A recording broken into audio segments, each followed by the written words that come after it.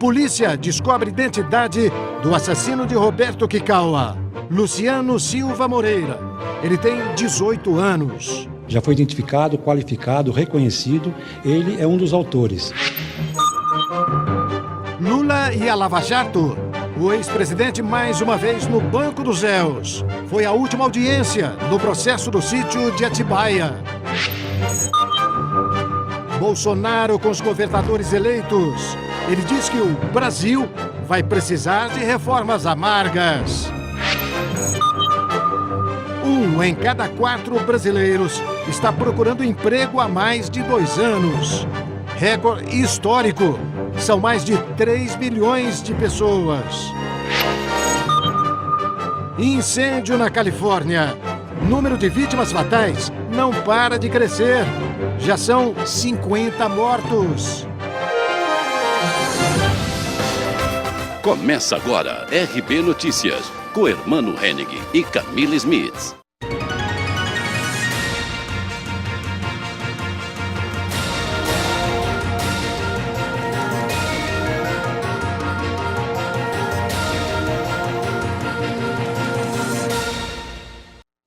Olá, boa noite. Boa noite. O ex-presidente Lula deixou hoje a sede da Polícia Federal em Curitiba, onde se encontra cumprindo pena pelo processo do triplex do Guarujá, incluído no rol de acusações da Operação Lava Jato.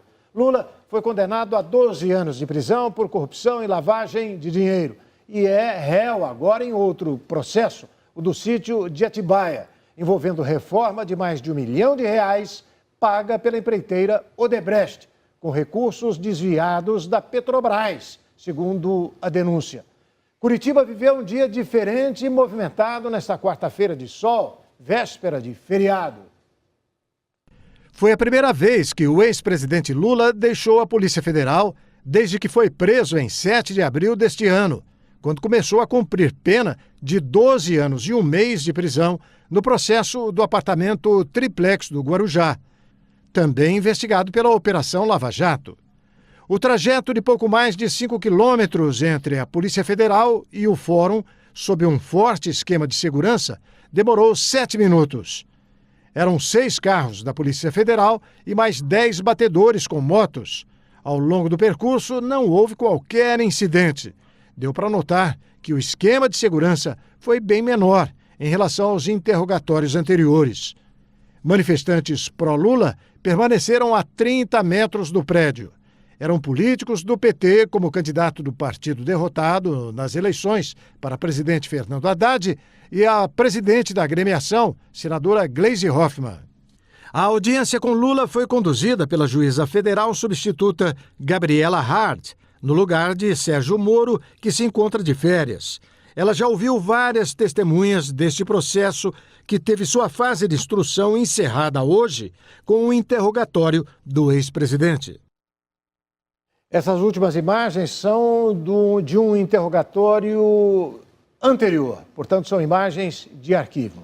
A audiência de hoje terminou um pouco antes das 6 da tarde. Lula começou a ser interrogado pela juíza por volta das 3 horas, depois do depoimento do pecuarista José Carlos Bunlai.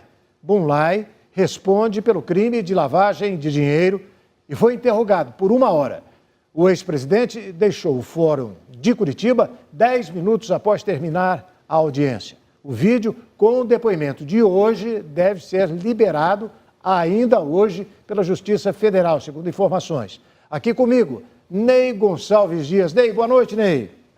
Boa noite, meu caro irmão. Boa noite, Camila. Boa Olha, noite a todos. Ney, deixa eu continuar aqui. O processo contra o Lula praticamente termina hoje. Termina hoje. A instrução termina hoje. Só falta a sentença. Agora o juiz vai dar um prazo de 3 dias para a defesa apresentar o que eles chamam de alegações finais. E fatalmente deverá ter... O promotor também faz alegações finais, fechou, o juiz julga. No caso, a juíza vai julgar. Aí ele vai para outra instância. Ele termina na primeira instância, não é? Aí se ele for condenado na primeira instância, ele vai recorrer para a segunda instância, que é o TRF4, que em Porto Alegre, em Porto Alegre, do Rio Grande do Sul, que é a 4ª região federal. Você, advogado, explica pra gente aí, o que é realmente a fase de instrução? Não cabe mais depoimentos, não cabe mais provas, não cabe mais nada disso? Nada. Irmão, isso aí começa com o inquérito da Polícia Federal. A Polícia Federal manda um documento lá relatando que há suspeita disso, daquilo.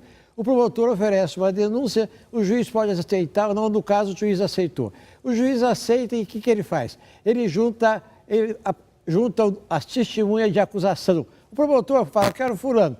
Aí o Lula apresenta as defesas. Parece que chegaram a apresentar 75 pessoas. Neste ponto, o juiz é que decide. Eu ouço aquela, não ouço aquele outro. Essa aqui é pertinente, essa não é pertinente. Porque, geralmente, irmão, os advogados juntam muito testemunhos de antecedentes. O cara não tem nada a ver com o crime, mas fala que o sujeito tem bom comportamento, bom chefe de família. Mas nesse processo aqui, irmão, na última semana surgiram 2 fatos intrigantes. O primeiro deles, irmão, o dono do sítio, o Bittar, filho do sindicalista Bittar, o Bittar, que é dono do sítio, disse o seguinte. Primeiro, ele não tinha dinheiro para fazer aquela reforma. A reforma de R$1 milhão. Ele não tinha condições de fazer aquela reforma. Porque é o Bittar que tinha que pagar. É, ele tinha que pagar. Segundo, ele disse que vendeu o sítio para o Lula há algum tempo atrás e que chegaram a preparar os documentos da venda. Então você vê que o presidente Lula estava interessado nesse sítio. Preparou, só que o pai do Bittar proibiu a venda. O pai do Bittar, não quero que venda, não sei o quê, papapá. Então a coisa ficou mais ou menos parada. Agora, irmão, como no caso do Guarujá, é desagradável dizer isso aqui, mas voltou a dona Marisa. A dona Marisa que voltou. Tudo agora é a dona Marisa. A dona Marisa é que liga para o Odebrecht para pedir para o Odebrecht para fazer a reforma. A dona Marisa é que liga para a mulher que fez o negócio da cozinha lá, a arquiteta, que ela não aprovou. A dona Marisa é que aprova em definitivo uma cozinha de R$135 mil. A dona Marisa é que estabelece o negócio dos 2 quartos aonde que deveriam ser. Então se nota que há uma tentativa, irmão, de colocar a dona Marisa como o Nas elo. costas da dona Marisa, que já morreu. Já morreu. Ela fica com uma espécie de elo. Porque você não tem como justificar uma reforma se alguém não pediu. Alguém pediu. O Bittar não tinha condição de pedir. Ele não conhece o Odebrecht. Ele é um rapaz simples, que tem um sítiozinho que vale lá pouca coisa, não vale muito dinheiro. Quer dizer, mais uma vez, a dona Marisa figura como principal protagonista de uma negociação. Por enquanto não se sabe o que é que o Lula disse na audiência, mas eu imagino que ele tenha negado novamente. Claro, vai negar tudo. Daqui a pouco a gente vai saber com detalhes isso aí. Obrigado, Ney. Camila. O presidente eleito Jair Bolsonaro anunciou hoje pelas redes sociais que o diplomata Ernesto Araújo será o novo ministro das Relações Exteriores. Segundo Bolsonaro, Araújo é diplomata de carreira há 29 anos e um brilhante intelectual. Em entrevista após o anúncio, Bolsonaro disse ter escolhido o diplomata porque quer motivar o Ministério das Relações Exteriores a incrementar os negócios no mundo todo. Pois não, Ney. Tecnicamente, esse senhor aí é considerado, tecnicamente, uma das maiores figuras do Itamaraty. O embaixador. Ele tem quase 30 anos de Itamaraty. É tido como intelectual, jeito extremamente capaz. Só que tem uma coisa, ele não gosta de posições ideológicas de esquerda. Ele vai colocar o Itamaraty na ordem, porque o Itamaraty já está pela esquerda há muito tempo. O Bolsonaro completa, assim, um time bom de assessores auxiliares do primeiro escalão. Você nota que nenhum indicado até agora teve qualquer reação da imprensa. A opinião pública está recebendo bem. Recebendo bem, todo mundo. Outra coisa, irmão, é a primeira vez em 50 anos que os partidos não indicam os ministros. Pois é. Não tem a participação de partidos. Isso é muito bom. O presidente eleito Jair Bolsonaro e o futuro ministro da Fazenda, Paulo Guedes, se reuniram hoje com governadores eleitos em Brasília. O principal assunto foi a dívida dos estados. No primeiro encontro com os governadores que tomarão posse no dia 1º de janeiro, o presidente eleito Jair Bolsonaro defendeu a aprovação de medidas no Congresso que ele chamou de um pouco amargas.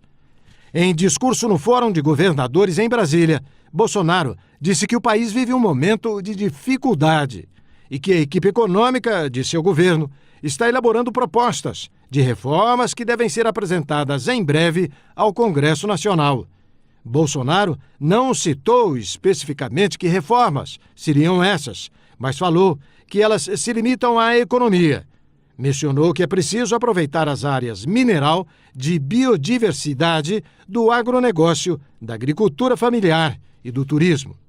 Jair Bolsonaro ainda disse que tem pedido aos presidentes do Senado e da Câmara, Eunice Oliveira e Rodrigo Maia, a aprovação de medidas do interesse do próximo governo ainda neste ano.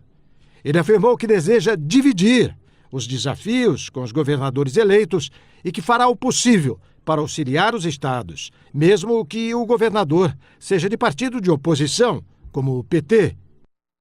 Notícia importante: governo de Cuba desiste do Mais Médicos, programa de assistência médica implantado pelo governo petista. Cuba rejeitou nesta quarta-feira as modificações anunciadas por Jair Bolsonaro ao programa Mais Médicos e decidiu suspender a participação de seus profissionais. O presidente eleito afirmou que o cancelamento ocorreu por causa da negativa de Havana de aceitar um teste de capacidade e o pagamento do salário integral aos médicos. Cuba decidiu se retirar do programa Mais Médicos após declarações de Jair Bolsonaro. Além de suspender a participação de seus profissionais, o regime comunista rejeitou as modificações anunciadas pelo presidente eleito. O Ministério da Saúde Pública de Cuba anunciou que já comunicou à diretoria da Organização Pan-Americana de Saúde e aos líderes políticos brasileiros que fundaram e defenderam esta iniciativa. Segundo o texto oficial cubano, as modificações anunciadas por Bolsonaro impõem condições inaceitáveis e violam as garantias acertadas desde o início do programa. O comunicado acrescentou ainda que não é aceitável questionar a dignidade, o profissionalismo e o altruísmo dos colaboradores cubanos e que declarações de Bolsonaro apresentaram referências diretas, depreciativas e ameaçadoras à presença dos médicos da ilha comunista. O programa está em andamento desde agosto de 2013, com profissionais de diversos países. Segundo o governo cubano, quase 20 mil médicos cubanos já atenderam mais de 113 milhões de brasileiros. Jair Bolsonaro comentou o assunto em sua conta no Twitter. Segundo ele, a continuidade do programa em seu governo está condicionada à aplicação de teste de capacidade, salário integral aos profissionais cubanos, hoje maior parte destinados à ditadura, e a liberdade para trazerem suas famílias. O presidente eleito conclui dizendo que, infelizmente, Cuba não aceitou. Pois é, essa questão aí ninguém está colocando em dúvida a condição, até o presidente pode até colocar, mas eu acho que isso aí deve ficar em segundo plano. A colocação mais importante dessa história aí é que o governo de Cuba fica com todo o dinheiro e dá uma participação ínfima para os profissionais cubanos. Não é isso não, Ney? Irmão, hoje, porque esse assunto está aí, todas as emissoras de rádio estão tratando desse assunto, emissoras de televisão. E a gente ficou sabendo hoje o seguinte, irmão, a Camila se forma em medicina na Argentina. Aí vem para o Brasil, ela não pode exercer a profissão aqui. Tem que fazer um exame, revalidar, tem que revalidar. Ela estudou economia nos Estados Unidos. Para exercer no Brasil, tem que fazer o exame aqui e revalidar. Esses cubanos vieram para cá, ninguém checou ninguém, se o cara é competente ou não. A maioria não passa de pessoas com perfil de enfermeiro mais experimentado. Os caras não têm nenhuma formação. Outra coisa, irmão, faz 50 anos que Cuba não manda o negro estudar fora. Então, os alunos em Cuba não sabem o que está do lado de fora. E não vem para cá, fica lá. Então, tecnicamente, esse pessoal tem a pior formação médica possível. Não tem nenhuma informação sobre tecnologia, porque Cuba não importa essa tecnologia. Esse pessoal fica fechado. Mas a grande sacanagem, irmão, é que de 11 mil reais, 8.500 era da Cuba. Cuba ficava com 8.500 reais e o coitadinho que veio aqui para Gramado, no interior do Brasil, recebia 2.000 reais. Só mesmo, vocês estão vendo, tudo o que o PT põe a mão acaba desse jeito. Toda vez que o PT faz alguma coisa, você pode esperar que vai acontecer isso. Eles é que inventaram isso aí para agradar Cuba, porque o governo é de esquerda, porque a Dilma era ex-terrorista, então quiseram fazer um agrado para Cuba, então trouxe para cá. Não se procurou médico. Será que só Cuba que tem médico para servir o Brasil? PT. É isso aí. Tragédia provocada pelo fogo nos Estados Unidos parece não ter fim. Sobe para 55 agora o número de mortos nos incêndios que devastam a Califórnia. Mais 6 corpos foram encontrados no gigantesco incêndio que queima o norte da Califórnia. E outras 2 mortes no estado elevaram o total agora para 55 mortos. O xerife do condado de Butler, Corey Ronia, afirmou que ainda há pessoas desaparecidas e que pediu apoio de 100 reservistas da Guarda Nacional dos Estados Unidos para que ajudem nas tarefas de localização dos restos humanos. Existem cerca de 5.600 pessoas lutando contra o incêndio e 52 mil pessoas deixaram suas casas. Mais de 8.000 estruturas foram destruídas, entre elas 7.600 casas. Com a tragédia, hoje o estado conta com 1.385 abrigos. Até segunda-feira, o número de desaparecidos reportados pelas autoridades chegava a 200 pessoas. Mas ainda não é possível dizer um número exato por conta do enorme volume de trabalho causado pela situação caótica. Uma grande empresa, Pacific Gas, está sendo processada por supostamente não inspecionar e manter adequadamente suas linhas de energia. Em um comunicado, a Pacific Gas disse que a segurança do cliente era sua maior prioridade e está se concentrando em ajudar os socorristas. Polícia identifica o assassino do médico Roberto Kikawa, morto em tentativa de assalto no bairro do Ipiranga, em São Paulo. Veja daqui a pouco, depois do intervalo.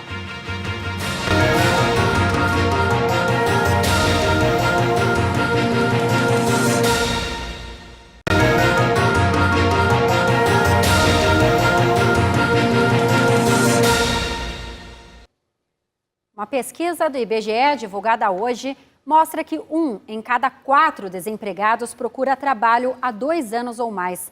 O número de brasileiros nesta condição bateu um novo recorde histórico, chegando a mais de 3 milhões de pessoas.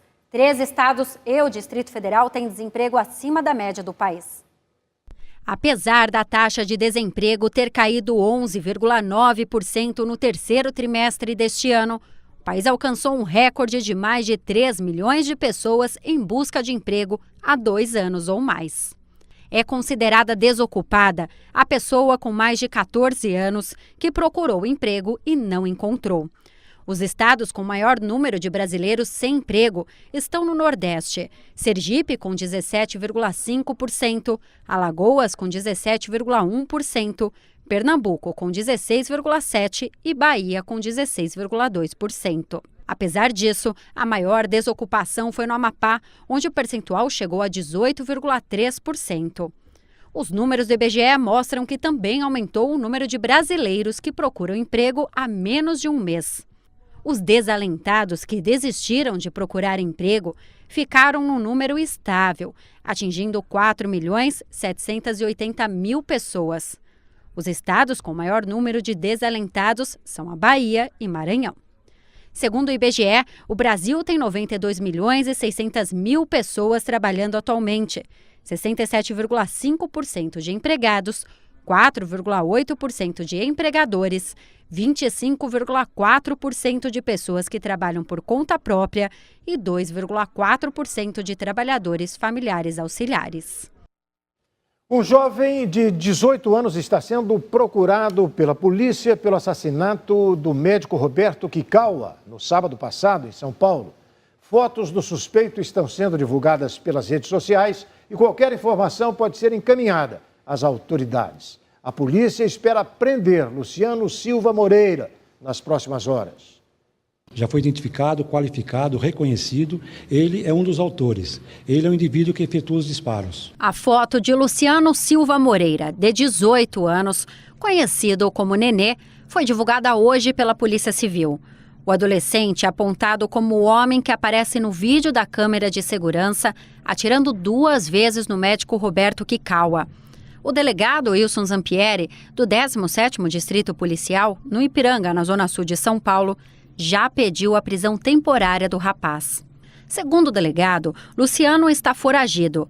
Apesar de ele ainda não ter sido reconhecido pelas testemunhas que presenciaram o crime, a secretária de Kikawa e a filha dela, os familiares do rapaz já afirmaram que Luciano é o autor do crime. O adolescente preso em Minas Gerais ontem, suspeito de ter participado do assalto ao médico, foi liberado depois que as testemunhas disseram que ele não participou da morte de Kikawa.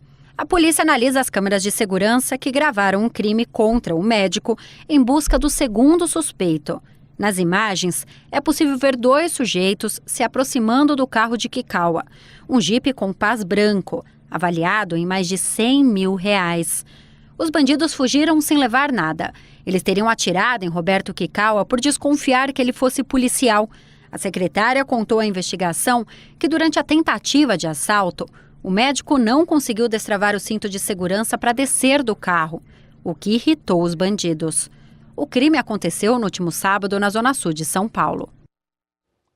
Ney Gonçalves Dias, o rapaz completou 18 anos poucos dias antes do crime, segundo as informações que a gente tem aqui. Não fosse isso, eu acho que ele nem preso ia ser, né? Está solto.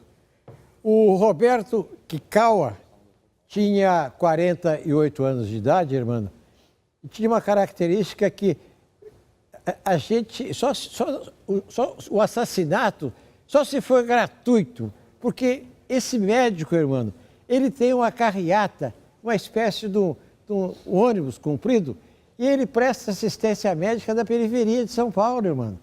Ele coloca o carro lá, faz exame do pessoal, dá os remédios primários para a população. Quer dizer, não havia motivo algum para que esse camarada fosse assassinado em pleno 48 anos de idade.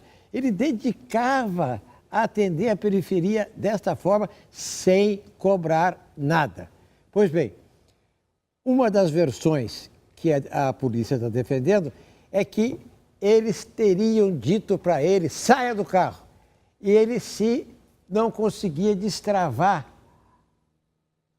o cinto de segurança, e aí o sujeito atirou 2 vezes. Mas, de qualquer forma, tem que... Você está vendo, irmão? Se esse crime tivesse acontecido 2 meses atrás, o rapaz estava livre. Tinha 17 anos de idade. Como é que um sujeito não sabe... Esse camarada não sabia o que estava fazendo? Não assume a responsabilidade pelo que fez? Agora, vai ser encontrado. Vai ser encontrado e vai ser preso. Fortalece aquela posição de que não é o sujeito, a partir de 16 anos, passa a ser imputável, porque é inimputável por enquanto, né? Exatamente. Menos de 18 anos não pode ser preso. Ele pode ser recolhido e vai lá para a casa de, sei lá, a casa, aquela fundação em São Paulo que você recolhe. Antigamente era chamada de FEBEM. Mas vamos em frente. Vamos em frente falar de coisa boa, né? Vamos à previsão do tempo com a Desirê Brant. É importante saber como fica o feriadão amanhã, né, não, irmão? Muita gente vai parar de trabalhar hoje e só volta daqui 1 semana. E aí, Desirê, conta pra nós. Oi Camila, oi Hermano. Por causa do calor, de áreas de instabilidade, também tem avanço de frente fria. O dia termina com pancadas de chuva no sul, sudeste, centro-oeste até a região norte do Brasil. E amanhã também vai chover nestas regiões. Só no Rio Grande do Sul é que o tempo fica mais firme, mas ainda pode chover forte entre Santa Catarina e o Paraná. Também tem previsão para pancadas fortes de chuva numa faixa que vai da costa do sudeste até a região norte do Brasil. Quanto à temperatura, Amanhã o dia começa com 18 graus em Porto Alegre, onde à tarde a máxima chega aos 28 graus. Em Florianópolis vai fazer 26 graus, Teresina 34 graus e em Palmas, no Tocantins, a máxima prevista é de 35 graus. Em Curitiba tem previsão de chuva e a temperatura fica mais baixa, não passa dos 22 graus amanhã. Já no Rio de Janeiro vai fazer 38 graus neste feriado, com chuva rápida no fim do dia, mas que poderá ser forte. Em Brasília, a temperatura já sobe um pouquinho mais, chega aos 28 graus, ainda com pancadas de chuva. Em São Paulo vai chover forte, mas antes a máxima chega aos 29 graus. Na sexta-feira a temperatura diminui um pouquinho, mas longe de fazer frio, e no fim de semana, mesmo com previsão de chuva, o sol volta a aparecer entre uma chuva e outra e volta a esquentar. E com um tempo um pouco mais quente, olha só a dica. Um dos maiores eventos do mundo tem agitado São Paulo e mexe com o coração dos apaixonados por carros. É o Salão Internacional do Automóvel. Acompanhe na reportagem de Vinícius Sabatino e Marcelo Vieira. Um espaço onde os homens ficam assim, de boca aberta. Uns parecem hipnotizados, em outro mundo. Também com tantas máquinas, uma mais bela que a outra. Eu olho só pra minha esposa. A gente tem que saber sair de qualquer situação. Espera aí, quem montou essa reportagem? Volta tudo. Estamos falando de carros. Afinal de contas, esse barulho mexe direto com o cérebro.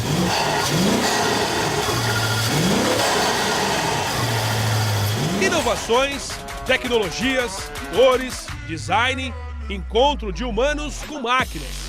Esse carrinho aí custa quase R$1 milhão. Carro animal, né, velho? Loucura. É top, Mercedes-Benz, né, guerreiro? Animal. Juntas, as montadoras colocaram em exposição mais de 500 automóveis, elétricos, hídricos, conectados com o futuro. O destaque aqui é a mobilidade. São mais de 1.000 horas de atividades interativas e mais de 100 eventos paralelos.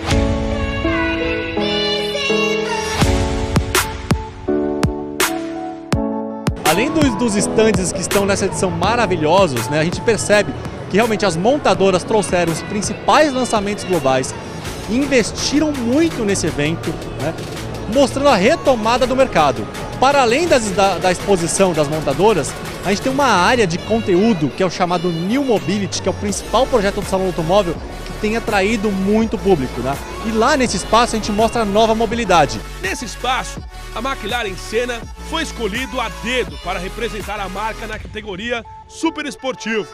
Aqui a Ferrari trouxe inovações, promovendo um grande desfile de super máquinas, sonho de consumo de todo apaixonado por carros. Nós estamos de volta do salão, a última vez foi em 2010. Esse ano nós voltamos com as 4 marcas e um lançamento em cada marca. É um ano especial para nós, estamos acreditando na economia, acreditando no país e um momento é propício para fazer lançamento das 4 marcas. Aqui no Salão Internacional do Automóvel tem carro de todos os bolsos, gostos e tipos. Como esse aqui, o mais caro da feira, que custa mais de R$10 milhões. Pela primeira vez aqui no Brasil, a gente trouxe o Project One, que é um carro extremamente exclusivo da Mercedes, o carro mais caro da feira. E no Brasil, por exemplo, a gente teve 3 compradores.